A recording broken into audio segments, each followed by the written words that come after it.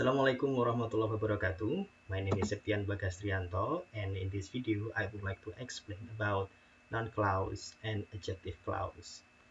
I got the materials of this video from many sources, from YouTube videos, from Google, and from this book. So let's get started. By the way, for you guys who are very curious, what do I look like? Just look at the top left of your screen. Here we go, and here I am, the most handsome student in Universitas Terbuka. Okay, so we start about general overview of noun clause and also adjective clause. So what is clause actually? Clause is a group of words that includes at least a subject and a verb. And in English, there are three kinds of clauses. The first one is a adverbial clause. The second one is adjective clause, and the last one is noun clause. But in this video, we are not going to explain about adverbial clause. So we would like to explain about the second and then the third one. Okay, so I have an example of noun clause. What he said is very important. The bold letter here is a noun clause, what he said. And then I have also the example of adjective clause. Bukuni, who wears a hat, is my best friend. Again, the bold letters here is an adjective clause. Okay?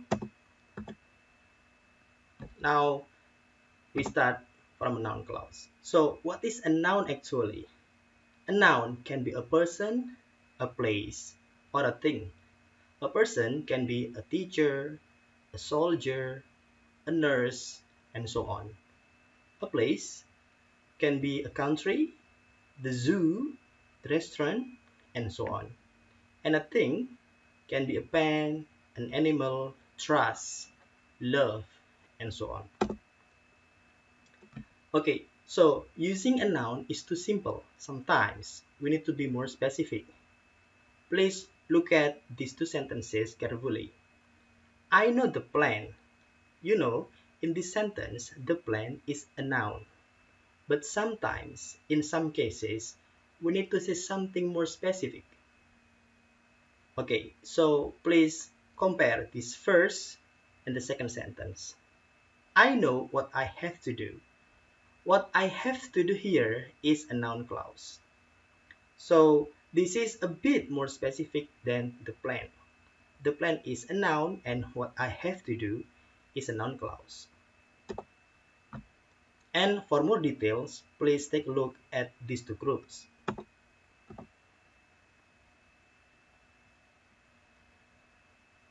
Okay, in these slides, I have written two groups to make you easier to understand about noun clause. So take a look on this sentence. To form a noun clause, we need one of these words plus subject plus verb. In group 1, we have WH words. Who, when, why, where, which, whom, what, and how. Okay, I have three sentences here in group 1. The first sentence is, everyone wanted to discuss why they had to work on Sunday. So this is very easy. If you find one of these words, the color is yellow, like this, why, the color is yellow, plus subject in red, they is a subject in red, and verb. Had to is a verb. So we can call this one as a noun clause. Why they had to work on Sunday is a noun clause. Another example is, I wonder where the treasure is hidden. So where belongs to WH words, followed by subject. The subject in this sentence is the treasure, and the verb is hidden. So we can call it as noun clause. Where the treasure is hidden is a noun clause. It is easy, isn't it? So the next one is, what he said is very important. Again, what here SWH word, and then followed by he, subject, followed by said, a verb. So what he said is a noun clause. Okay, and then I have another group. This is group 2, consists of that, if, and whether. The first sentence, whether she will attend the meeting is uncertain. Whether plus subject plus verb. This is noun clause. So whether she will attend the meeting is a noun clause. The second one is that he arrived early pleased the teacher. That followed by subject and followed by a verb. Arrive is a verb. So we call it as a noun clause. The last one here is please let me know if you need my help. If followed by subject and followed by verb. So if you need my help is a noun clause. Okay? So we are going to find out noun clause function as a subject, as direct object, and so on. The first one, noun clause functions as a subject. It acts as the doer of the action. For example, that Mrs. Hayu calls me every day is shocking. So I have informed you in the previous slide. After that,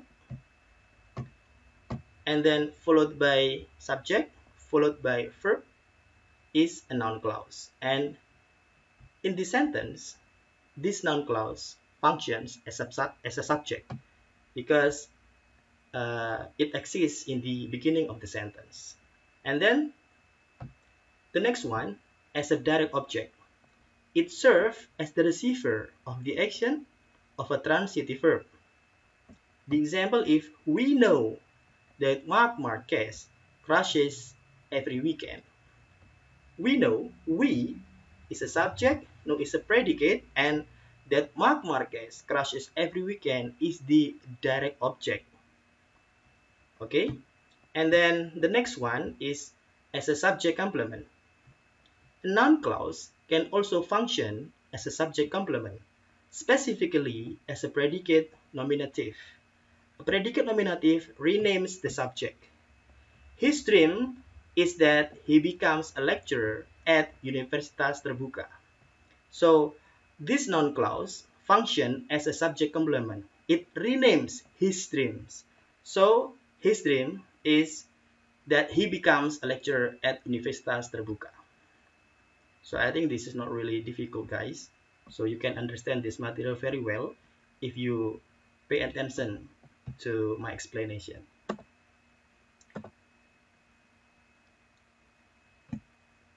The next one, noun clause as an object complement. It provides more information about the direct object. For example, she considered him a hero who had saved many lives. This noun clause gives more information about what kind of hero is like this. And as an appositive, it provides additional information or clarification about a noun.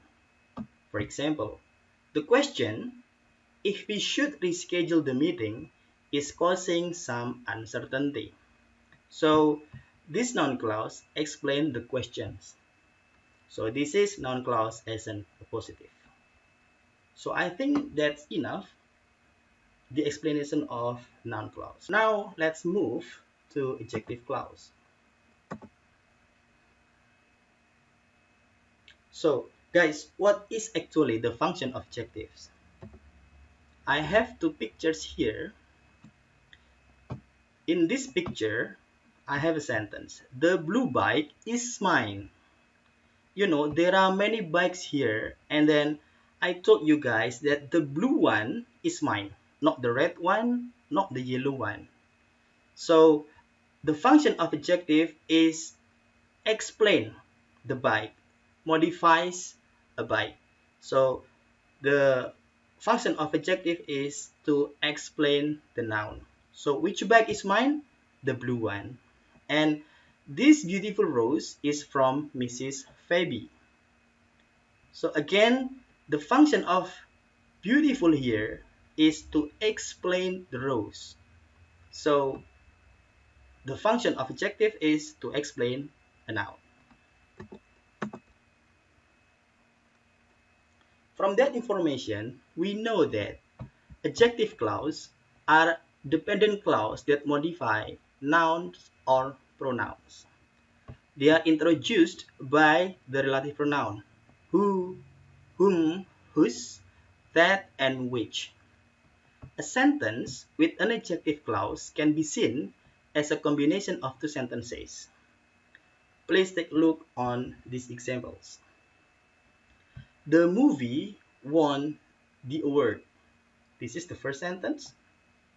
And the second one is, it was filmed in my hometown. So we can combine these two sentences by using relative pronoun. The movie, which was filmed in my hometown, won the award. So the yellow sentence here is adjective clause. It modifies the movie. And which here is relative pronoun.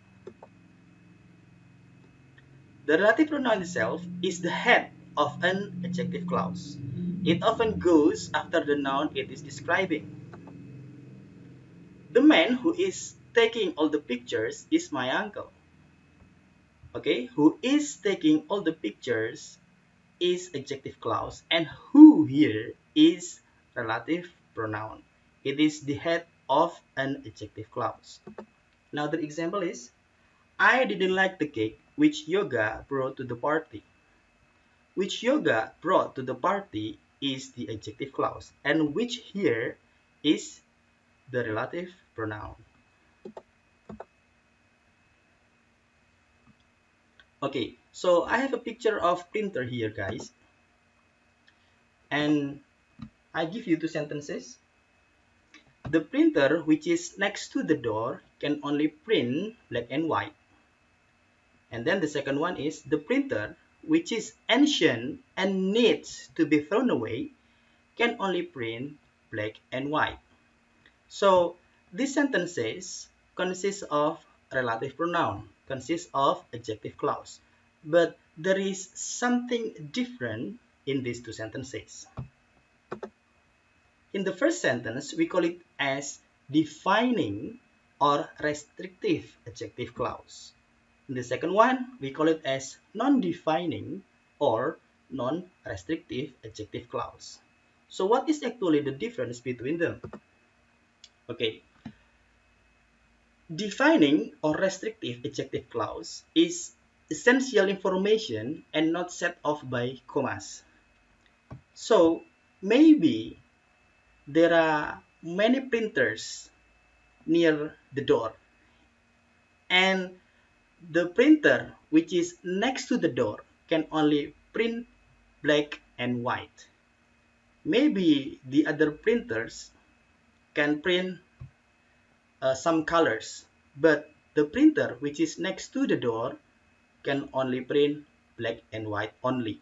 So this is the essential information from the listener. And the pattern is, we cannot put any commas inside the sentence. And the second one is, the printer which is ancient and needs to be thrown away can only print black and white.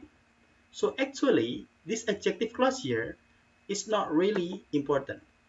So we can erase, we can delete this adjective clause without changing the meaning. So we can say the printer can only print black and white, because someone will not really care about whether this is ancient, whether this is old printer, so they don't really care about it. So this is not essential information, and it is set off by commas, as you can see here. Now we move to relative pronoun. So who used to refer to people. It connects a relative clause to a noun that acts as the subject of a verb in the main clause. I have two sentences here. Sylvia sees a man. He eats a fish. he in the second sentence refers to a man here in the first sentence. So he here as a subject. So if you find I, you, they, we, he, and she, it will change into who. Okay, so if we combine these two sentences, it will be Sylvia, she's a man who eats a fish. And then which. Used to introduce relative clauses that provide information about things or animals. These are the sentences. Sylvia sees a cat. The cat eats a fish.